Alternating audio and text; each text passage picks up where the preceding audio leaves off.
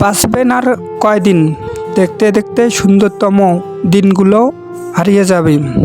অতএব যদি জীবন সুন্দর করতে হয় তবে কিছু সহ্য করতে শেখো, কিছু জিনিস এড়িয়ে চলতে শেখো, চুপ থাকতে শেখো আর একা একা থাকতে শেখো। দেখবেন কারো প্রতি তোমার কোনো আশা নেই, অভিযোগ নেই, তুমি অনেক ভালোই আছো। একটা জিনিস খেয়াল করে দেখেছেন, আপনি যাকে ভালোবাসেন সেই মানুষটাই সবচেয়ে আপনাকে বেশি কষ্ট দিবে, সেটা হোক মা বাবা, হোক অন্য কেউ। এই বাস্তবতার শহরে মা বাবাদের দায়িত্ব ছেলেমেয়েদের বড় করা পর্যন্তই।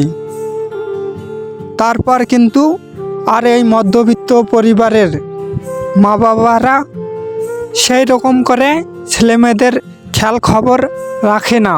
শুধু চায় প্রতিটা মা বাবায় প্রতিটা ছেলেই সফলতা অর্জন করুক, কিন্তু প্রতিটা ছেলেরে তো আর সবার মতো ট্যালেন্ট থাকে না। কিন্তু সব মা বাবারা সেটা বুঝতে চায় না। প্রতিটা ছেলেরে কিছু না কিছু ট্যালেন্ট থাকে।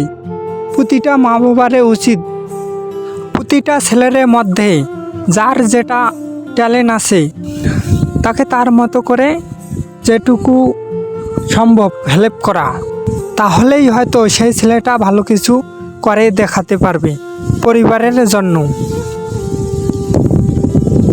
প্রতিটা ছেলেই মূলত বাঁচে পরিবারের মানুষগুলোর জন্য, কিন্তু সেই পরিবারের মানুষই যখন ছেলেদের বুঝতে চায় না তখন ছেলেরা বড্ড অসহায় হয়ে পড়ে। তারা সঠিক সময়ে সঠিক সিদ্ধান্ত নিতে ভুলে যায়, কি করবে কি না করবে দিশাহারা হয়ে পড়ে। আসলে মধ্যবিত্ত পরিবারের ছেলেদের পাশে দাঁড়ার মতো কেউ নাই। তারা বারবার হোঁচট খেয়ে পড়বে, আবার তাদের নিজেকেই আবার খাড়া হতে হবে। এটাই আসলে ছেলে মানুষের জীবন, কিছু বলার নেই।